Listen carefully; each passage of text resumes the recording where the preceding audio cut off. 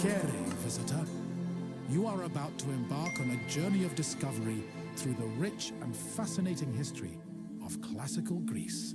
You'll become fully immersed in the painstakingly detailed world built for Assassin's Creed Odyssey, which you are free to explore at your own pace, without any danger or time pressure. For a directed experience, take one of the many guided tours curated by prominent historians and archaeologists. Along the way, exchange words with some of Greece's most famous historical persons. The classical Greece you are about to explore is at the peak of its glory. This period is synonymous with grand accomplishments of the physical and the mental. Architectural marvels which still stand today dot its landscape, while towering achievements in philosophy, political systems, and art still influence our modern society in profound ways.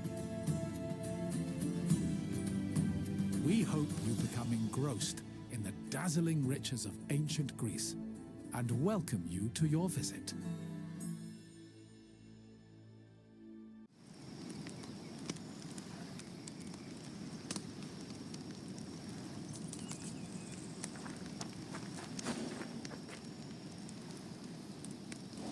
Welcome to Amphipolis, traveler. The Battle of Amphipolis was surely an interesting one. One might even call it anticlimactic. But that does not mean it wasn't important in the greater scheme of the Peloponnesian War. The city of Amphipolis was the site of one of the more unique battles of the Peloponnesian War. Two generals, the Athenian Cleon and the Spartan Brasidas, fought for this land in an effort to control the resources it provided. In the end, though, neither got what they wanted. Look for me when you finish your visit, and we can speak of what you've learned.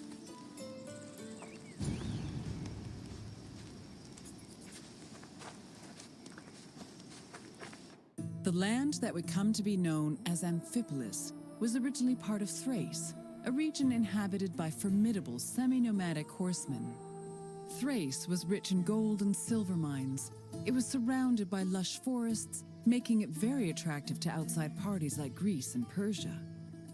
By 513 BCE, Persia had managed to conquer much of Thrace.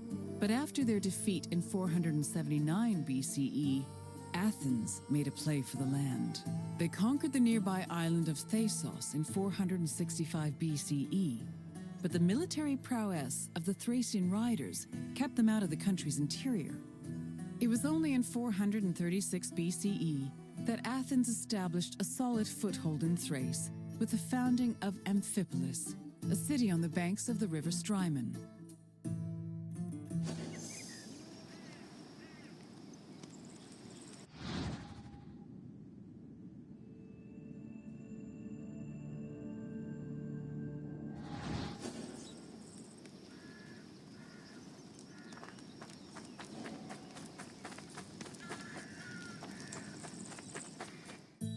During the Peloponnesian War, the Spartan general Brasidas sought a way to subvert Athenian power across the Greek world. He set his sights on capturing the coast of Thrace, hoping to seize the resources the area provided. Brasidas knew that many of the Greeks living in Thrace hated the greed and brutality of their Athenian neighbors and decided to take advantage of the situation. He set off on an expedition to Amphipolis, accompanied by 1,000 hoplites and 700 helots, and arrived before the city in the winter of 424 BCE. At Amphipolis' ramparts, Brasidas announced that he preferred to take the city peacefully and promised to allow safe passage to any inhabitants who wished to leave, in addition to sparing those who wanted to cooperate. This proposal was well received by the city's residents, and he was able to capture Amphipolis without striking a single blow.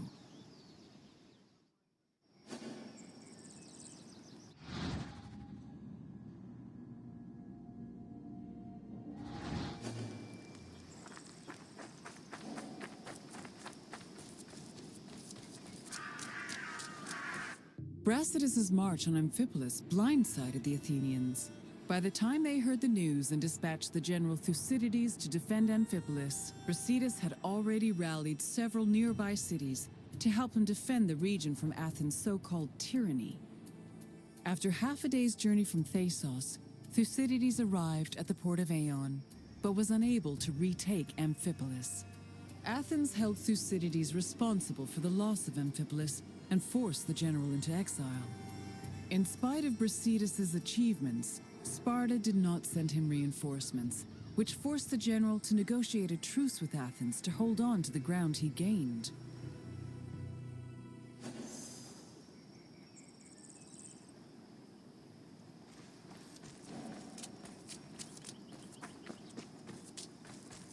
The matter of how to deal with Amphipolis divided Athens. The politician Nicias, as well as the city of Sparta, hoped that peace could be negotiated. However, the popular Athenian statesman and general Cleon wanted to continue fighting the war. Indecision continued until 422 BCE, when Cleon was elected as one of Athens' strategists. This decision made it clear that the city's people were in favor of war.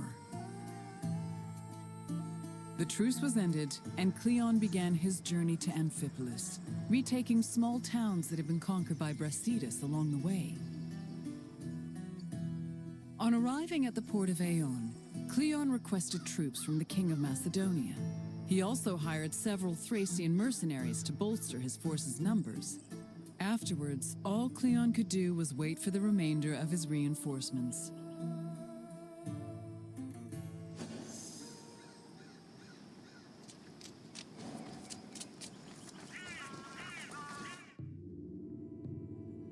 While they waited, the Athenian forces began to resent Cleon's hesitation to attack. They saw him as soft and incompetent, especially compared to their opponent, Brasidas. Sensing the tension, Cleon decided to act without waiting for reinforcements to arrive. He set out from the port of Aeon to observe Amphipolis, setting up a camp on a nearby hill. To Cleon's surprise, Amphipolis appeared to be completely unprotected, with no guards stationed at the city's gates and ramparts. However, the city's lack of protection was only an illusion. Even so, upon seeing this, Cleon regretted that he did not bring wooden towers, which would have allowed him to easily recapture the city.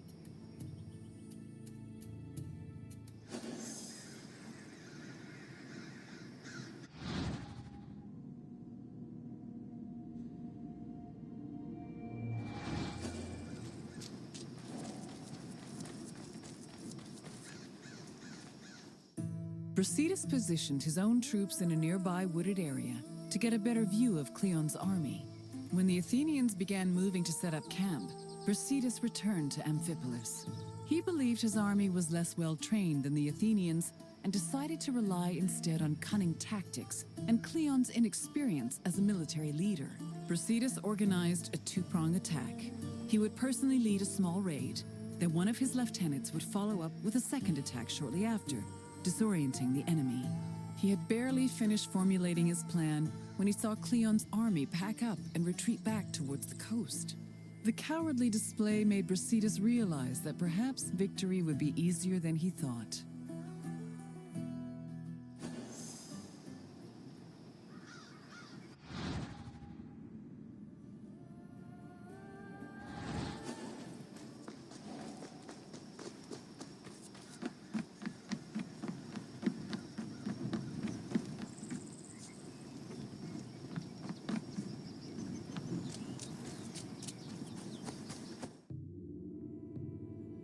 After seeing Brasidas' troops return to Amphipolis, Cleon decided to fall back to the port of Aeon and once again wait for reinforcements. Unfortunately, his exact orders were confusing and contradictory, which left the Athenian forces in disarray. Brasidas took advantage of this confusion and began his attack. Cleon's forces panicked, which made them easy prey for the Spartans. 600 Athenians were killed, while the Spartans only lost 7 men. Cleon's remaining forces took refuge in Aeon, where the bodies of their comrades were eventually returned to them, though only after being stripped of their weapons.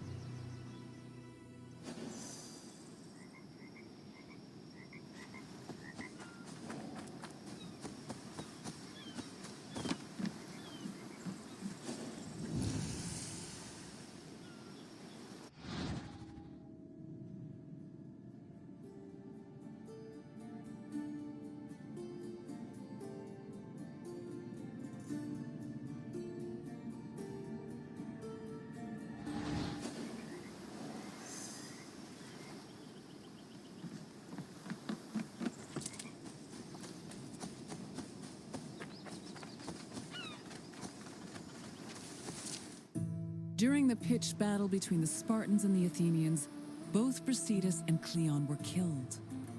The reports of their respective deaths reflect how they were perceived as military leaders. We know almost nothing about Cleon's death, other than that he was killed by a Thracian soldier. Brasidas, meanwhile, survived long enough to be taken back to Amphipolis, where he was informed of his victory.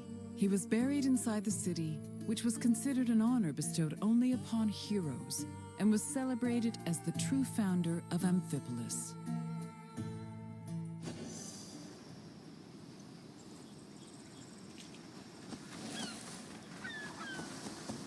The Battle of Amphipolis temporarily put an end to the hostilities between Athens and Sparta. The Athenian forces returned to Piraeus, while Sparta called back the reinforcements they'd sent for Brasidas.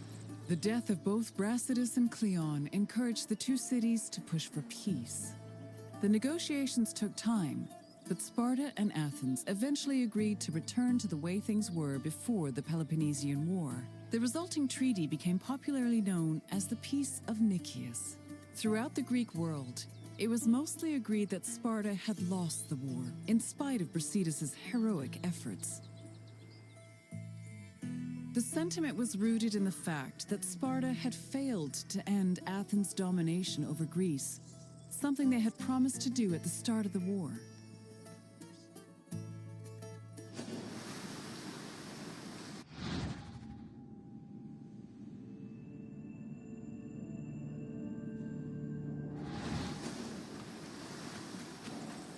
I see you're done with your tour.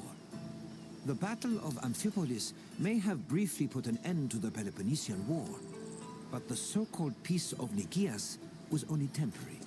It would not be long before Sparta and Athens came to blows once again. Now, is there something else you'd like to do? Feeling up to a test? Then let us begin.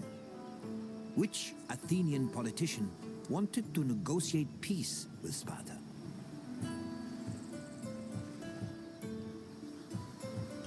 Cleon wanted to continue hostilities with Sparta, not end them. Try another answer. Pericles died in the early days of the war. Try again.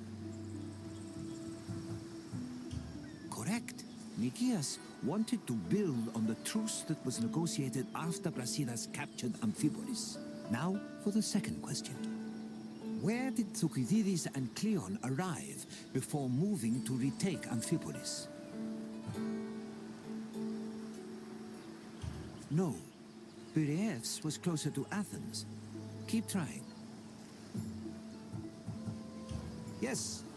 Ion is where both Thucydides and Cleon's forces arrived before trying to retake the city. I have one last question for you. Amphipolis was located in which region? Yes, Amphipolis was located in Thrace. It seems there's nothing I can ask that you cannot answer. Congratulations, traveler. Your eagerness for more knowledge is admirable. Follow me, traveler.